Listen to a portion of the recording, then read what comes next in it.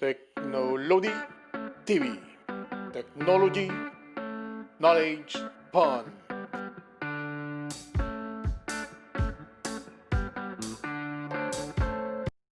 Magandang araw mga katek. At ngayon, i-unbox ko sa inyo ang kauna-unahang item na binili ko online sa Lazada. Ang multi-port hub ng Ugreen. At sana, hindi ba to ang laman? Joke lang yun. Mukhang mabait naman si kuya na nag-deliver nito sa akin. At shoutout nga pala sa seller, sa Lazada, at sa courier kasi dumating yung item as expected. Tama sa time limit na ibinigay nila. At ito, nakikita nyo ang Lazada na nababalot pa sa plastic na may tatak ng Lazada. Ayan siya. Ang multi-port hub. Mukhang meron naman siyang bubble wrap sa loob. At ito, sisimulan na natin siyang buksan.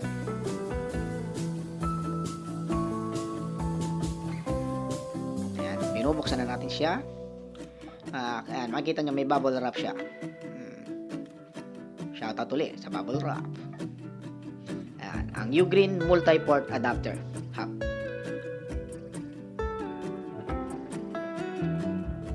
Ayan siya, nakikita nyo ang kulay puting kahon.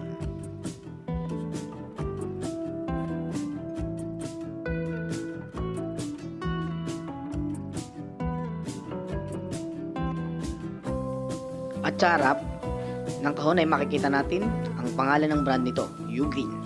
Yan, multi-port adapter. A perfect PC companion. Actually, kung kailangan nyo ng extra USB port or kailangan nyo ng network port nang hindi nyo nabubuksan ang PC nyo or ang laptop nyo, magagamit ninyo ito.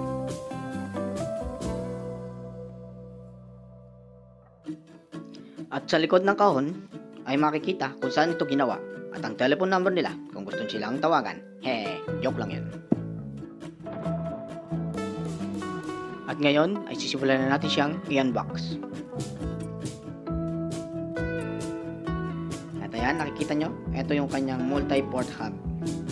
At sa loob, may kasama rin siyang itong disk. Ito yung disk ng driver niya kung kakailanganin. At meron din siyang manual na may iba't ibang lingwahe.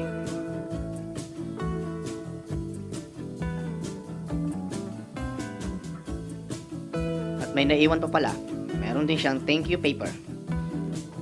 Welcome!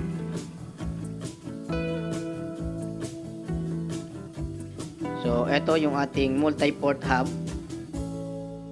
Ito, bubuksan na natin siya.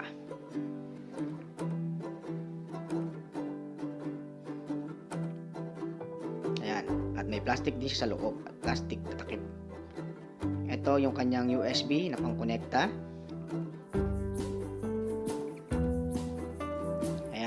Ito ang itsura ng ating multi-port.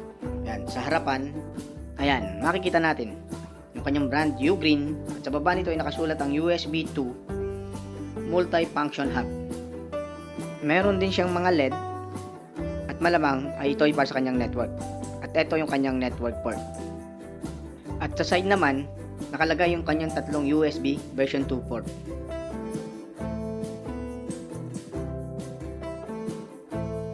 At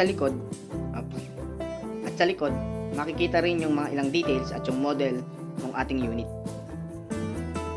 Ang model nito ay 20264. At ipapakita ko sa inyo kung paano gagamitin at sasabay na rin nating tetestingin ang unit na aking binili. Disclaimer lang po, ang cellphone na ginamit ko ay OTG capable at gumamit ako ng OTG converter. Yan, ipapakita ko po sa inyo. Yung sa cellphone ko, meron lang ako internal storage, memory card, at saka network neighborhood. At ngayon, ikakabit na natin yung aking Ugreen device. So, sa pamamagitan nito, magkakaroon ako ng tatlong USB port. At the same time, meron pa rin akong network port. Kung gagamitin ko siya sa online schooling or working, pwede na ako maglagay ngayon sa dito ng isang keyboard, USB keyboard, USB mouse, at the same time, pwede pa ako maglagay ng USB disk para sa additional storage. Pero sa case ko, wireless keyboard at saka wireless mouse yung ikakabit ko. So dangle lang ikakabit ko sa kanya, isang dangle, then saka itong USB disc. At may extra pa akong isang USB port. Ayan. Kung nakikita nyo, nagkaroon na ako ng USB drive o tapos kung ikabit yung USB disc. At ngayon, kakapitan ko po siya ng aking USB dongle para magamit ko yung aking mouse, wireless mouse at saka wireless keyboard.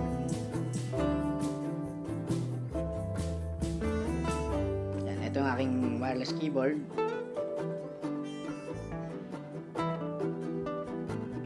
Ito yung mouse. At ito yung kanyang dongle. So yung dongle, ikakabit natin doon sa USB port ng ating hub. Ayan, wala na pa siyang reaction sa keyboard. Ayan, ikakabit ko na siya.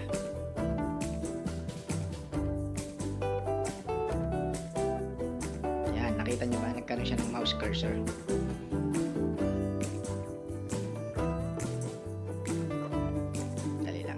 Papakita ko naman sa inyo yung keyboard. Ilalagay ko siya sa message.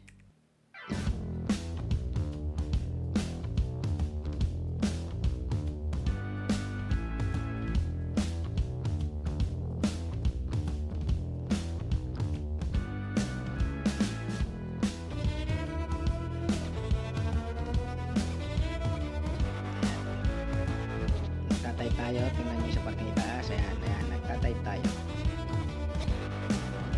Delete natin. Ayan, nagtatype ulit tayo. Kita nyo, may nagtatype tayo.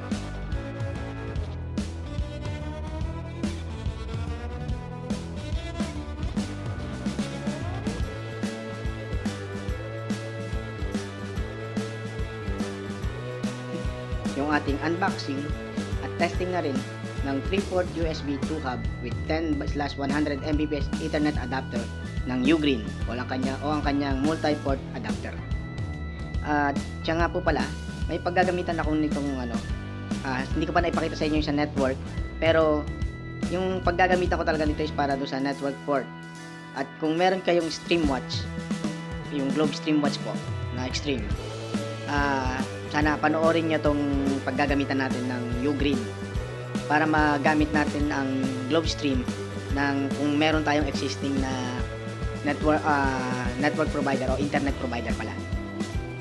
So sa susunod po na video na i-upload ko ay ipapakita natin kung paano i-connect ang existing na network provider natin sa Globe sa Streamwatch Extreme para magamit natin to kahit wala tayong load. Maraming salamat po.